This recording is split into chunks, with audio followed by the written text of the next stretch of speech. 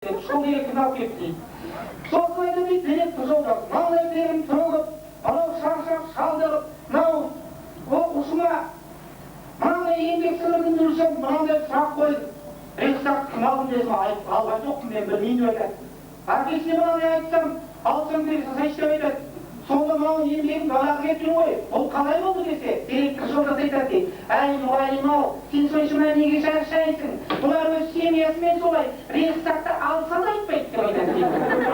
Қошықпен доғасырақта қартақ қойдастар. Жолдастар, алған жолдастар бар мына жерде. Ортамызға сценарий бойынша ана кісі екен тағы да біздің басқымызға Ақсұлтан өзі не болса да басқа бағын қарадамыз.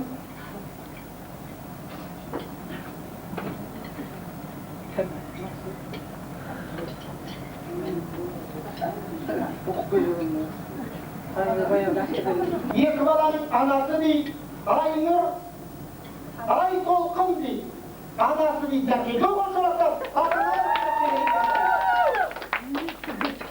екі баланың анасы Айнұр, Айтолқын. Қытай алып тастайды. Кәнде, көп олшалақтар сөз арналсау аладың баласына, оңайға қалмайма даласына, ой осы сөз кезігі сызғайна, нейді сынатыған қос қанатыңа деген делерге, қос өтмен көп олшалақтар қарсат қойды.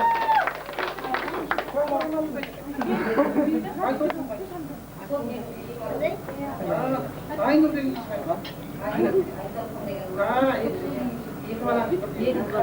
қос қанатыңыз бітіріп жатыр екен қайда?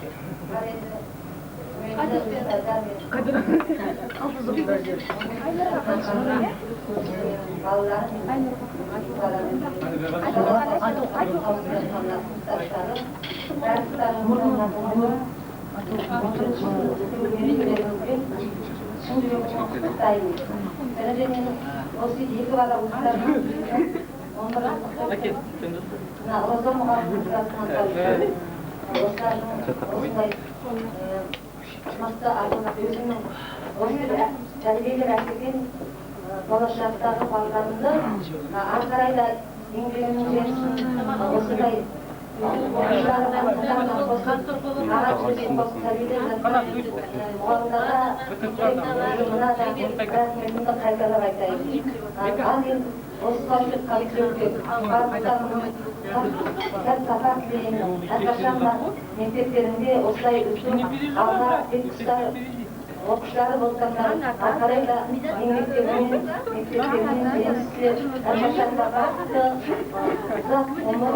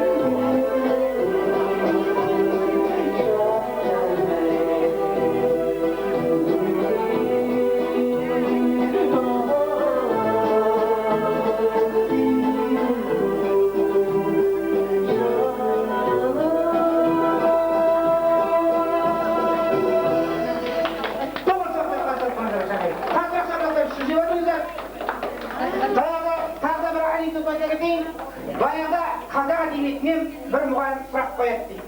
Әй, айналайын, сен не білесің? Мынау қазақ әдебиетінен бір мақал мәтел айтып бер деп айтады дейді. Содан билетті суырып алып қараса дейді, мақал мәтелдерден келіп бір сұрақ кетті дейді. Қандай мақал мәтелдер білесің десе, ойланбастан оқушым айтады дейді. Жылы сөйлесең жылан інінен шығар деп айтады дейді. Ой, молодец, жақсы білесің. Молодец, қандай мақал мәтел білесің деп мұғалім риза болып сұрап жатса айтады дейді. Қатты сөйлесең жылан ініне кіріп кетер деп айтады. Сол айтқандай ақырын сөйлейді дейді. Жеп отырыңыздар, ортаға біздің жас түлектердің ішінен мына жерде оқушы класстастардың ортасынан Нұрлан деген жігітті ортаға шақырайық. Осы жас түлектерді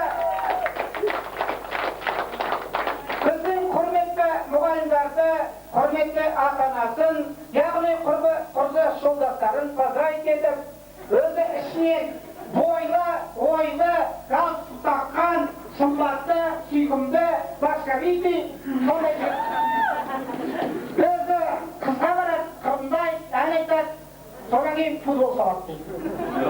Сондай қыз емес, ол характеристикасы солай. Содан кейінгі бұл кісі бір ауыз тілек айтқаннан кейін, мына жерде біздің тоже 76 мектептің оқушысы, яғни Аян деген ағасы бүгін 11 класс бітіріп жатыр.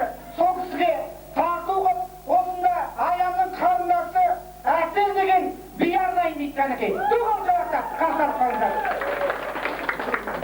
Ал енді мінекей сізде. Ал жиналған қауым, мынау ата-аналар, құрметті класстас жолдастар, өзімен бірге бітірген түлектер, яғни келешек алдымыздағы ата-аналарымыздың ардақты да балалар, сүйікті ұлдары мен қыздары. Сосын мынау біздің мектептің, қазақ мектебінің ата-аналары мен мұғалімдері, мұғалімдерге шын алғыс біздің класстас балалардан сіздерге көп рахмет. Осындай 11-ші сыныпқа дейін әкеліп жеткізіп, қаншама білім беріп, осындай дастарханға жиналып, той тойлап, көңіл көтерген өте өзім үшін қуаныш. Мынау 11-ші класс бітіріп жатырмыз. Барлығыңызға бақыт тілеймін. Өмірде жақсы жағынан көріне беріңіздер. Балаларыңыздың қызығын көп көріңіздер. Класстас балаларым, сіздер жолдастарым, алдағы жаңағы оқуға түсіп, жақсы маман иесі болып, білікті де білімді маман иесі болыңдар. Алдағы қиыншылықтардан сүрінбей өтіп, аналарымды құрметтеп, әкелерімді құрметтесеңдер, сендерден басқа артық жан жоқ. Рахмет.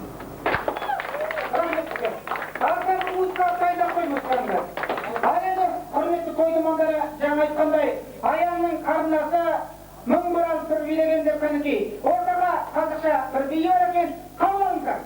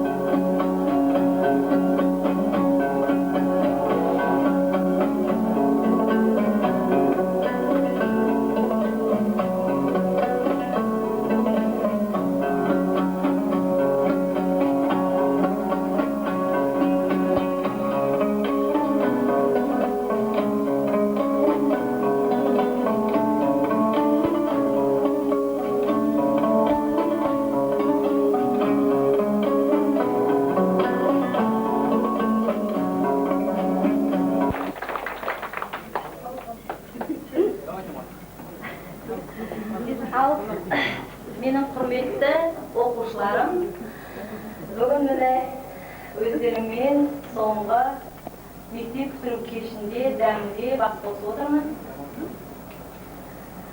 Өздеріңе ашық аспан, денсаулық тілеймін.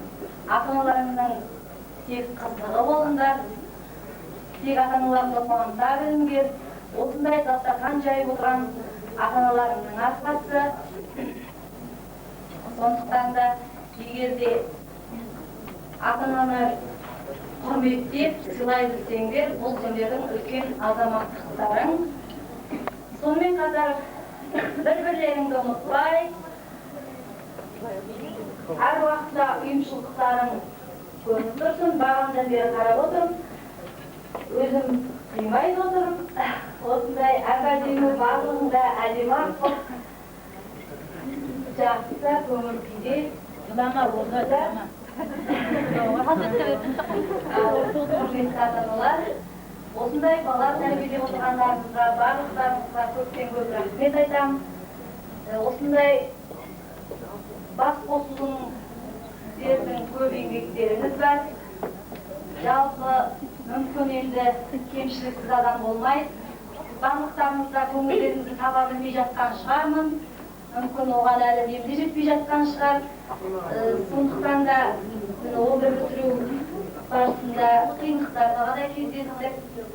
Жақсылығы да болды, қуанышы да, қызығы да, шошығы да болып жатыр. Сіздерге де тек балаларыңыздың жақсылығын, қуанышын көріп, әр уақытта дендеріңіз сау болып, осындай әдемі болып жүре беріңіздер. Біріншіден көптеген ата-аналарыма рахмет айтамын. Тұрмысының мамасына, Аянның мамасына өте көп рахмет айтамын. Өйткені бұл кісілер өте енді сіздердің айтқаларыңыз әрине Нұргүлдің мамасы мысалға осындай бір жақсы қарым-қатынаста осы тойды жасауға көп үлес қосқан ата-аналардың бірі деп айтамын. Әрине сіздердің де еңбектеріңіз мол, бастарыңызды қосып, өтіп отырғандарыңызға. Енді әріптестеріме айтатын болсам, әрине әріптестерім шақырдым. Енді ол кісілер әртүрлі себептермен келмей қалған шығар. Сонда да әріптестеріме, еңбектеріне жүйелі тілеп, алдағы міне демалыстарын жақсы демалып, тағы да осындай әдемі, сүйкімді, ақылды түлектер шығара беруге жақсын деймін. Барлықтарыңызға рахметімді айтамын. Сол үшін алдарыңызда мен көптен дайындалып, неғып жүрген жоқ, мен сонда да бір өлеңімді айтып берейін. Бәрімізден айтамындар ғой, өз қолыңмен ала ғой деп қандай.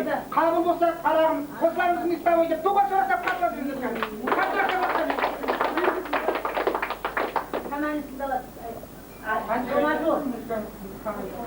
До мажор. До мажор.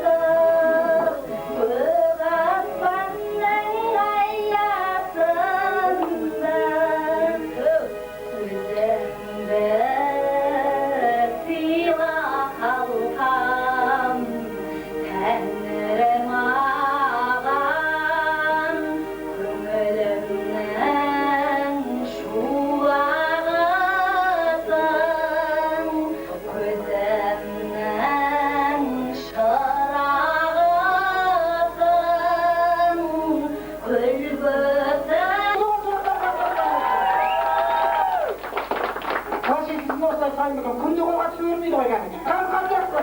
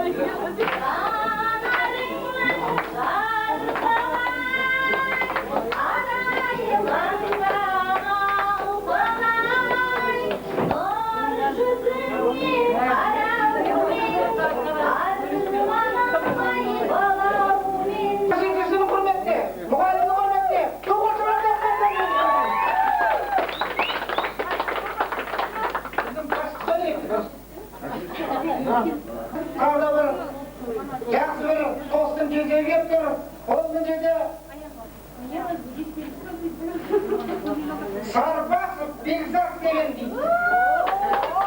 Ағылшын тілін жақсы меңгерген оқушы дейді. Сол кісінің міндеті мамасы келіп отыр дейді кәнекей. Мамасы ортаға жаққа қойып кәнекей. Доға жолақтап қасыртпайды. Ақыласы.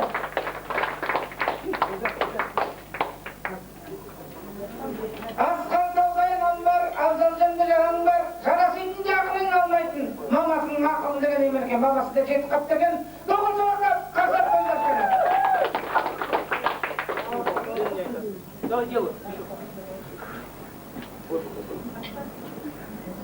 Құрметті ұстаздар, құрметті ата-аналар, құрметті түлектер, сендерді бүгін болып жатқан қуаныштарымен барлықтарыңызды құттықтаймын.